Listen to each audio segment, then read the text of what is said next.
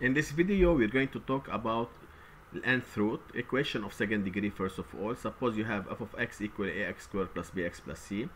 Suppose I told you solve f of x equal to 0 and delta is negative. We used to say that no roots in R, so impossible. So now we're going to say we have two complex root.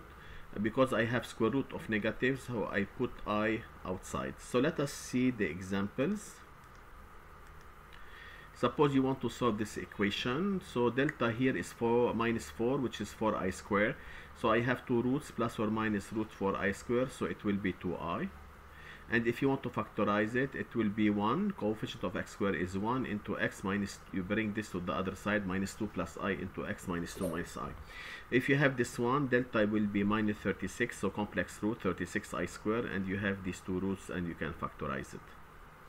So always, if delta was negative, we have complex root, two complex root. One of them is a plus radical b minus b plus radical delta over 2a. The other one is a plus, the other one is minus. So that's why if a plus I root b is a root, a minus I root b should a root, and even if it's in real, a plus root b is a root, then a minus root b is a root. Write a polynomial whose roots are 2 minus radical 3, 2 minus I. 2, it's alone with, we cannot say this is neither irrational nor complex. Minus radical 3, you're going to have its conjugate radical 3. 2 minus I, you're going to have its conjugate 2 plus I, and this is the factorizing of this one. So it will be a into x minus 2, x plus radical 3, x minus radical 3, x minus 2 plus I into x minus 2 minus I. Here the same thing, you can do it by yourself and check it. Hala, if you want to factorize, I gave you one of the roots 2 minus I, you have its conjugate 2 plus I. So if you multiply, you have an equation of second degree. If you do the ordinary division here as we did it, your remainder certainly it must be 0, and the quotient will be 2x squared minus x minus 1 equal to 0. You do delta and you find the other roots, which are 1 and minus half. You can use directly your calculator and you have the factorizing of this one. Here we need to put 2 because I have 2x4, so I forgot to put 2. Always coefficient of a is in factor. So nth root of a complex number. Now we're going to start by another objective. If z equal r cosine theta plus I sine theta and let n be a positive integer, then z has n distinct nth root. So if you want to find the nth root of this one, what do? In power, you remember we used to put for r power n and you multiply the angle by theta. Now what do? We put for r power 1 over n. For angle we do it instead of multiplying, dividing by n, and we add 2k pi over n. Okay, so this will be, if you have z is equal nth root, for example, of r e I theta, so this is nothing else than r power 1 over n e I theta over n plus 2k pi over n, where k take the values from 0 up till n minus 1. 0 up till n minus 1. Okay?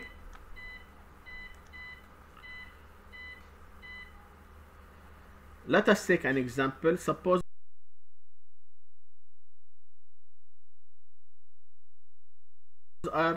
find the cubic root of z minus 8 plus 8i. So we write it first of all in exponential form. This is the exponential form of this one. You have it here. So it will be 8 radical 2 e I 3 pi over 4. I want the cubic root. So the cubic root, you want power 1 over 3. So what do? So it will be 8 radical 2 power 1 over 3 e I. Now you take the angle, which is 3 pi over 4, you divide it by 3. it will be 3 pi over 12 or pi over 4 plus 2k pi over 3. Okay, where k 0, 1, 2. So if you start by 0, so z index 0, it will be 8 radical to 1 over 3 ei pi over 4. So let me put instead of 1, 0. z1, you take k here to be 1, it will be pi over 4 plus 2 pi over 3, you have this one. And if k is 2, you have 4 pi over 3 here. 4 pi over 3 plus pi over 4, you have the angles. Okay? So this is the nth root. 2 radical 3 plus 2i, I write it in exponential form. I want the fourth root, so 4 power 1 over 4, ei, I divide pi over 6 by 4, and 2k pi over 4. So I start by taking k0, 1, 2, 3. If k0, it will be ei pi 24. If k here is 1, it will be, here 2 over 4 can be simplified k pi over 2. So each time I'm adding, for example, pi over 2. You know, this one, if you simplify it to see it in front of you, it will be 4, 1 over 4, ei pi over 24 plus k pi over 2. So if k is 1, you have pi over 2 plus pi over 4 plus pi over 24, you have z1. If k is 2, you are adding pi to pi over 24, so 25 pi over 4. If it's a 3, you have this one. Hala, we're going to see after a while, if I write it like this, ei pi over 24 into ei k pi over 2. It was before 2k pi over 4. So this is the unit, the nth unit of fourth unit of 1. We're going to see it in the section after. So in the slide after, sorry. Since 1 is a non-zero complex number, then it admits nth roots, which are the numbers, you know, that zk, suppose I want to find the nth root of 1. So I'm going to start by square root of 1.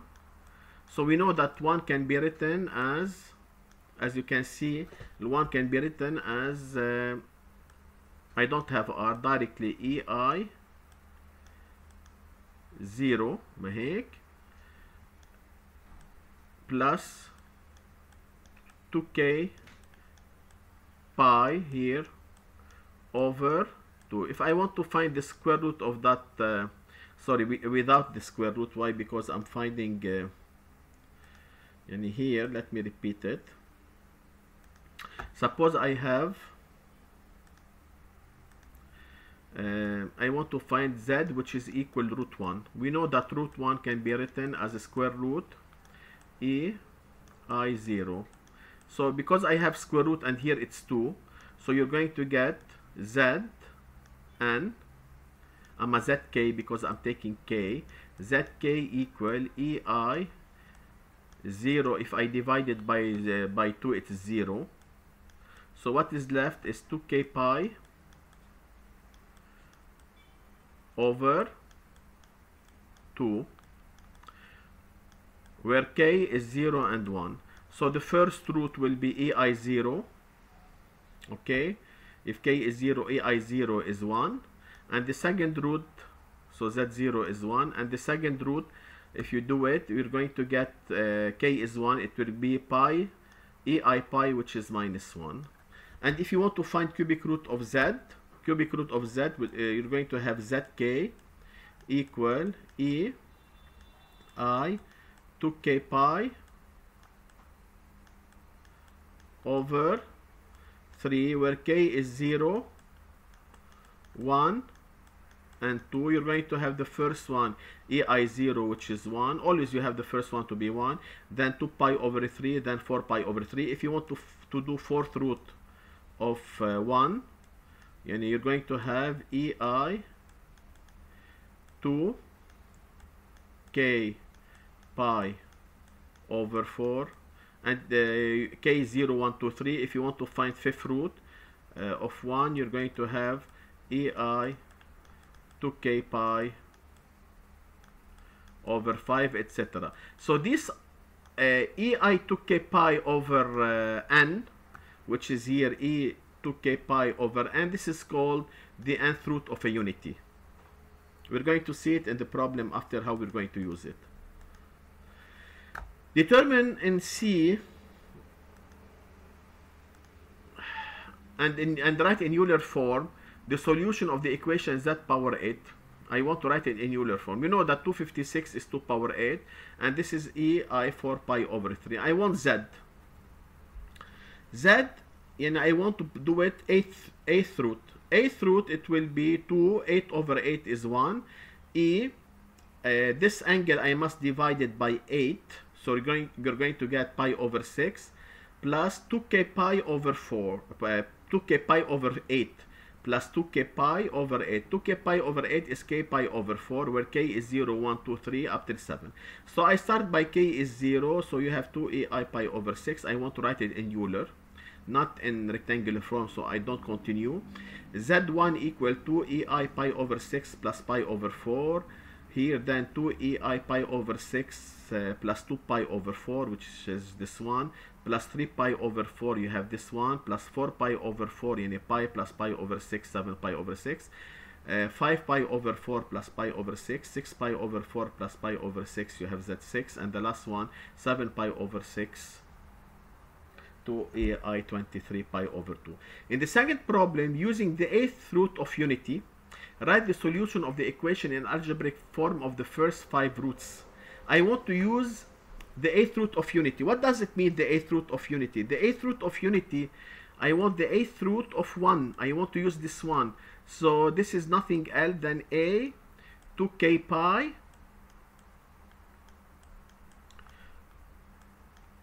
and when I want to do it, it will be a 2k, we have the I certainly, k pi over 8. So you're going to get e, this is the unit, 2k8, so k pi over 4 for k from 0 till 7. I want to write the first 5, and I want to stop at Z4 because I'm starting from 0. So I want to use, this is the nth root of unity of the eighth root, and I have eighth root of unity, so k pi over 4. So let us go see the slide after. We know that Z0 equal to ei pi over 6, we did it above, which is radically 3 plus I. Z1 will be what? 2 ei, we said نحن unity here 2e power I 2k pi over 8, which is k pi over 4. So this is the unity. So here what I'm going to do, I want to split it instead of adding plus pi over 4 together. So I split it alone. This is e I pi over 4. This is us taking k equal to 1, the unity, the nth root of unity of 1. Okay, and we know that ei pi over 4 is radical 2 over 2 plus I radical 2 over 2. If you expand, you're going to get this one.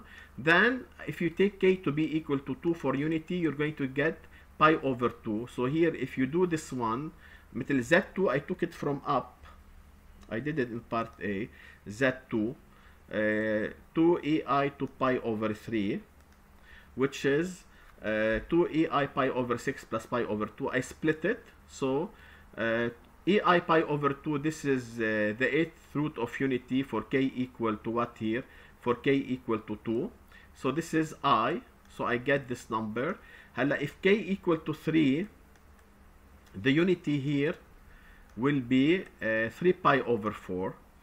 Okay, in Z3 above, it was Z3 EI 11 pi over 12, which is nothing else. When we did it, it was pi over 6 plus 3 pi over 4. So this is the eighth root of unity for k equal to 3. And we know EI 3 pi over 4 is this one. If you multiply it, we're going to get this value. And Z4 here to EI 7 pi over 6. The unity is, if you take k here to be 5, it will be, k to be 4, it will be EI pi. So EI pi, we all know it's minus 1, and this is the answer. In section 3, from the preceding, deduce cosine 11 pi over 12 and sine 11 pi over 12. In this part, what do they want us to deduce? Cosine 11 pi over 12 plus I sine pi over 12. So here we have it here, you can see it. 2 cosine 11 pi over 12 plus 2I sine 11 pi over 12 equal this value. So cosine 11 pi over 12, you take the 2 to the other side, it will be minus radical 6 plus radical 2 over 4, and sine 11 pi over 12, it will be radical 6 minus radical 2 over 4. Okay, so thank you for listening.